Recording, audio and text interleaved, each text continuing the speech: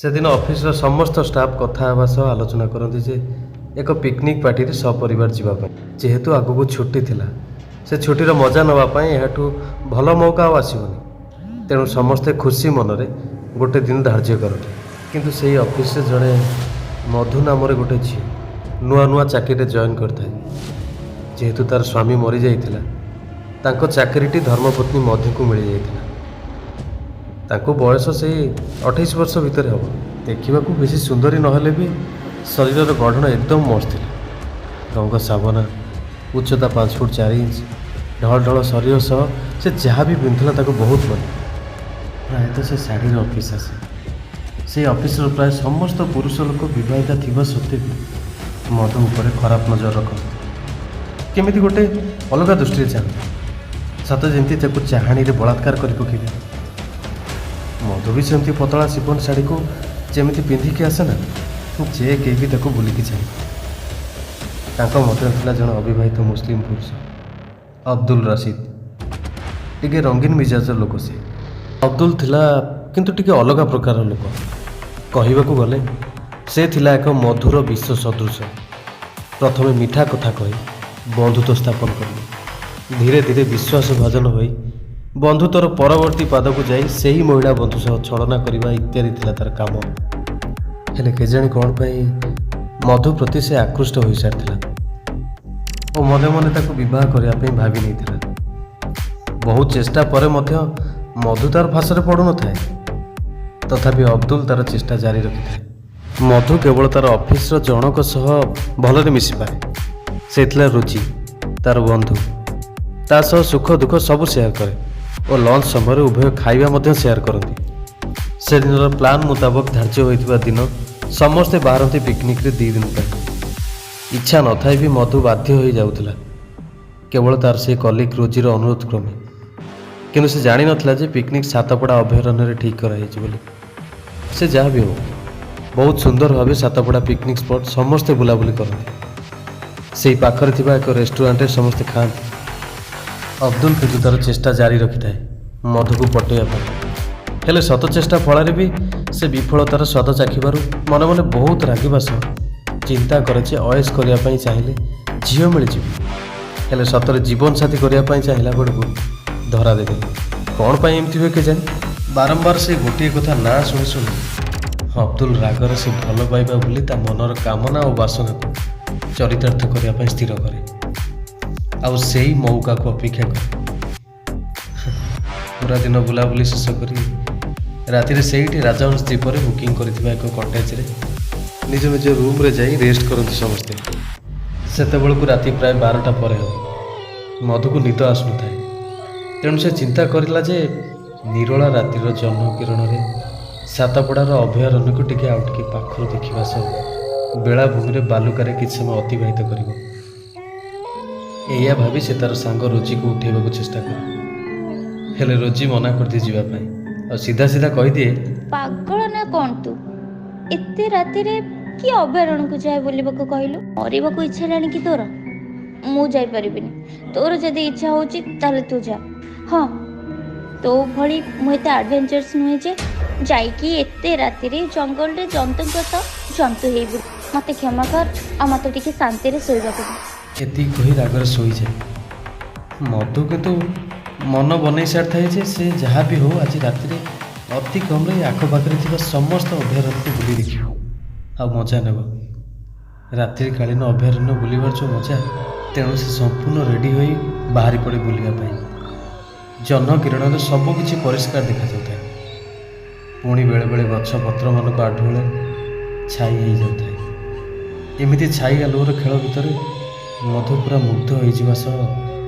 अभयारण्य मजा भी नहीं था यही भितर से केतबेले समुद्र बेलाभूमि पहुंच सारी से निजे भी जान था समुद्र गर्जन में जानवा पाइला जे एवं से बेलाभूमि पहुँची गला जह्न किरण में समुद्र पानी पूरा चिकचिक करुए लगुए जमती चांदीर गहना सब भासी उठुची से समुद्र ढेउरे जह्नर शीतल किरण में मधु आनमना हो जाए हठात से अनुभव कला जे ताको कई जन डाकुची से भाविला निश्चित रोजी होती ना एत राति किए कौन आसो एमती भाभी ସମୁଦ୍ର ବାଲିରେ ଚିନ୍ତନ କରୁଥାଏ ଆଉ ଗୁଣୁଗୁଣୁ ହେଇ ଗୀତ କ'ଣ ସବୁ ଗାଉଥାଏ। ଜାଣିଶୁଣି କିଛି ନ କହି ସେମିତି ତା'ର ଗୀତ ଗୁଣଗୁଣାଉଥାଏ। ଏମିତି କିଛି ସମୟ ଯାଏଁ ରୋଜି ନ ଆସିବାରୁ ତାର ଟିକେ ସନ୍ଦେହ ହେଲା। ତେଣୁ ସେ ପଛକୁ ଚାହିଁ ଦେଖେ ତ ଏକ ଗଛ ମୂଳରେ କେହି ଜଣେ ଛିଡ଼ା ହୋଇଥିବାର ନଜର ଆସିଲା। ଟିକେ ଦୂରରୁ ଥିବାରୁ କ୍ଲିଅର ଦିଶୁନଥାଏ, ତଥାପି ଜଣା ପଡ଼ୁଥିଲା ଯେ ସେଠି ଜଣେ ଛିଡ଼ା ହୋଇଥିଲା। ସେ ଜଣେ ପୁରୁଷ। ଏତେ ରାତିରେ ନିଛାଟିଆ ଜାଗାରେ ଜଣେ ପୁରୁଷକୁ ଦେଖି ସେ ଡରିଗଲା ଓ ନିଜକୁ ଅସୁରକ୍ଷିତ ମିଳିଲା। ତେଣୁ ସେ ତରତର ହୋଇ ବାହାରି ପଡ଼ିଲା ତାର କଟେଜ ଅଭିମୁଖେ। ଏହି ସମୟରେ ସେ ଲୋକଟି ଆସି ମଧୁର ବାଟ ଓଗାଳି କହିଲା, ମଧୁ କୁଆଡ଼େ ଯାଉଛ? ଟିକେ ରୁହ, ତମ ସହିତ କିଛି କଥା ଅଛି। ଏହାଠୁ ଆଉ ଭଲ ମୌକା ଆସିବନି। ସେ ଲୋକର କଣ୍ଠସ୍ୱର ଶୁଣିଲା ଭଳି ଲାଗୁଥାଏ ମଧୁ। ଟିକେ ସମୟ ଚିନ୍ତା କଲା ପରେ ଜାଣିପାରିଲା ଯେ ସେ ହେଉଛି ତାଙ୍କ ଅଫିସର ରୋମିଓ ଅବଦୁଲ ରସିଦ। ଜାଣିବା ପରେ ସେ ଆହୁରି ତରତର ହୋଇ ଚାଲି ଯାଉଥାଏ। ଅବଦୁଲ ହଠାତ୍ ମଧୁର ହାତକୁ ଧରି ପକାଏ ଆଉ ଅନୁରୋଧ କରେ କିଛି ସମୟ ତା ସହ ଅତିବାହିତ କରିବା ପାଇଁ। କିନ୍ତୁ ମଧୁ ତାର କୌଣସି କଥା ବି ଶୁଣେ ଓ ତା ହାତକୁ ଛାଟି ଦେଇ ଚାଲିଯିବାକୁ ଚେଷ୍ଟା କରେ। ଅବଦୁଲ ରାଗିଯାଏ ମଧୁର ଏମିତି ବ୍ୟବହାର ଦେଖି ଆଉ କୁହେ, ମଧୁ ମ୍ୟାଡ଼ାମ, ମୁଁ ସବୁ ଜାଣିଛି ତୁମ ଅତୀତ ବିଷୟରେ। ଯଦି ଚାହିଁବି ସମସ୍ତଙ୍କ ଆଗରେ ପ୍ରକାଶ ବି କରିଦେଇପାରେ। ହଠାତ୍ ଅବଦୁଲ ପାଟିରୁ ଏମିତି ଶବ୍ଦ ଶୁଣି ମଧୁର ପାଦ ଅଟକିଯାଏ ଆଉ ପଛକୁ ବୁଲି ପଚାରେ, କ'ଣ ଜାଣିଛୁ ତୁ ମୋ ବିଷୟରେ? ହଁ, ରାତି ଅଧରେ ଗୋଟେ ଅସହାୟ ଝିଅର ଫାଇଦା ନେବାକୁ ଚେଷ୍ଟା କରୁଛୁ। ଫାଇଦା ମୁଁ ନେଉନି ତୁମର, ଓଲଟି ତୁମକୁ ସାହାଯ୍ୟ କରିବା ପାଇଁ ଚାହୁଁଛି। କ'ଣ ସାହାଯ୍ୟ କରିବୁ? ମୁଁ ତମ ଭଳି ଲୋକଙ୍କୁ ବେଶ ଭଲ ଭାବେ ଜାଣିଛି। ପ୍ରଥମେ ମିଠା ମିଠା କଥା କହିବୁ ଆଉ ସେ ଝିଅର ହୃଦୟ ଜିତିବାକୁ ଚେଷ୍ଟା କରିବୁ। ଯେତେବେଳେ ସେ ଝିଅ ନିଜକୁ ସମ୍ପୂର୍ଣ୍ଣ ରୂପେ ପ୍ରେମର ପାଗଳ ହୋଇଯିବ, ଆରମ୍ଭ କରିଦେବ ନିଜର ଅସଲ ଖେଳ। ତା ଛଡ଼ା ମୋ ଧର୍ମ ଅଲଗା ଆଉ ତମ ଧର୍ମ ଅଲଗା, ତେଣୁ ମୋର ତୁମ ସହ କଥା ହେବାର ପ୍ରଶ୍ନ ହିଁ ଉଠୁନି। ଆରେ ବାବା, ମୋ କଥା ମାନେ ଯଦି ଆସିବ ଆସ, ନହେଲେ ତମ ବିଷୟରେ ସବୁ ସତ କଥା ଅଫିସର ସମସ୍ତ ଷ୍ଟାଫଙ୍କୁ କହିଦେବି। ଆଉ ସେଇଟା ପୁଣି କାଲି ସକାଳେ। କ'ଣ କହିଦେବୁ? ତୁ କ'ଣ ଜାଣିଛୁ ମୋ ବିଷୟରେ କହିଲୁ? ସବୁ କିଛି ଜାଣିଛି। ତମ ସ୍ୱାମୀର ହତ୍ୟାକାଣ୍ଡ ବିଷୟରେ ହଉ ଅବା ତୁମ ପୁରୁଣା ପ୍ରେମିକ ବିଷୟରେ ବି, ଆଉ ତମ ଧନ୍ଦା ବିଷୟରେ ବି ମୋତେ ସବୁ ଜଣାଅଛି। ସେସବୁ ଅବଦୁଲ ପାଟିରୁ ଶୁଣି ଆଶ୍ଚର୍ଯ୍ୟଚକିତ ହୋଇଯାଏ ଆଉ କୁହେ, ତମେ ସତରେ କିଏ କୁହ? ଏତେ ସବୁ କଥା ଜାଣିଲ କେମିତି? ମୋର ସନ୍ଦେହ ହେଉଛି ତମେ ଅବଦୁଲ ଜମା ବି ନୁହଁ। ଆରେ ହଁ, ମୁଁ ହିଁ ଅବଦୁଲ। ଆଉ ତମକୁ ସବୁ କଥା କହିବି ଯଦି ତମେ କ'ଣ ମୋ ସହିତ ଆଜି ରାତିରେ କିଛି ସମୟ ଅତିବାହିତ କରିବ? ମଧୁର ଇଚ୍ଛା ନଥିଲେ ବି ବାଧ୍ୟ ହୋଇ ଧୀରେ ଧୀରେ ତାର ପାଦ ଅବଦୁଲ ଆଡ଼କୁ ବଢ଼େଇ ଆସିଲା ଆଉ ପାଖକୁ ଆସି ଦେଖେ ତ ପୁରା ଅବଦୁଲ ଶରୀର ପରି ମଣିଷଟିଏ ଛିଡ଼ା ହୋଇଛି, ହେଲେ ମୁହଁଟି ଦେଖାଯାଉନଥାଏ କାରଣ ସେ ଏକ ଗାମୁଛା ମୁହଁରେ ପକାଇଥାଏ। ତେଣୁ ମଧୁ ପଚାରିଲା, ପ୍ରଥମେ ମୋତେ ଦୟାକରି କୁହ, ମୋ ବିଷୟରେ ଏତେ କଥା ଜାଣିଲ କେମିତି? ଆଉ ତମ ମୁହଁ ମୋତେ ଦେଖାଅ। ମୁଁ ଆହୁରି ବି ଜାଣିଛି ତୁମ ବିଷୟରେ। ପ୍ରଥମେ ମୋର ବାହୁ ବନ୍ଧନରେ ଆବଦ୍ଧ, ପରେ ସବୁ କଥା କହିବି। ଏତିକି କହି ମଧୁର ହାତକୁ ଧରି ଟାଣି ନିଏ ଅବଦୁଲ ତାର ଛାତି ଉପରକୁ ଆଉ ଜୋରରେ ତା ଶରୀରକୁ ଚାପୁଡ଼ି ଧରେ। ମଧୁ ଏବେ ଚାହିଁଲେ ବି ଆଉ ଖସିଯିବାର ମୌକା ବି ନଥିଲା, ତଥାପି ଅସଫଳ ପ୍ରୟାସ କରୁଥାଏ। କିଛି ସମୟ ପରେ ମଧୁ ନିଜକୁ ସମ୍ପୂର୍ଣ୍ଣ ରୂପେ ସମର୍ପି ଦିଏ ଅବଦୁଲ ପାଖରେ ଆଉ ଉପଭୋଗ କରୁଥାଏ ସେହି ଅପୂର୍ବ ଆନନ୍ଦକୁ। ହେଲେ ଏ କ'ଣ, ଏ ଛୁଆ ତ ଆଗରୁ ମୁଁ ମୋ ଶରୀରରେ ଅନୁଭବ କରିଛି, ଠିକ୍ ସେହି ସ୍ପର୍ଶ, ସେହି ଆଲିଙ୍ଗନ, ସେହି ଗରମ ନିଶ୍ୱାସର ଗନ୍ଧ। ତେବେ ଇଏ କ'ଣ ଅବଦୁଲ ନା ଆଉ କିଏ?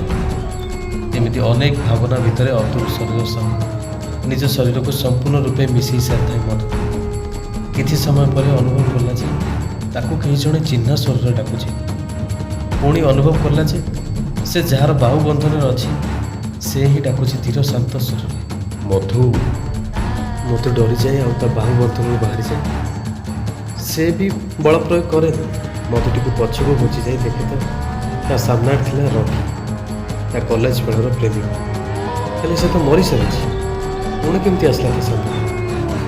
ସେ ନିଜକୁ ବିଶ୍ୱାସ କରିପାରେ କ'ଣ ସବୁ ତା ସହିତ ଘଟିଯାଉଛି ବୋଲି। ପୁଣି ଟିକେ ଆଖିକୁ ନକଚି ଦେଖେ ତ ତା ସାମ୍ନାରେ ତା ସ୍ୱାମୀ ବିଜୟ ଠିଆ ହେଇଛି।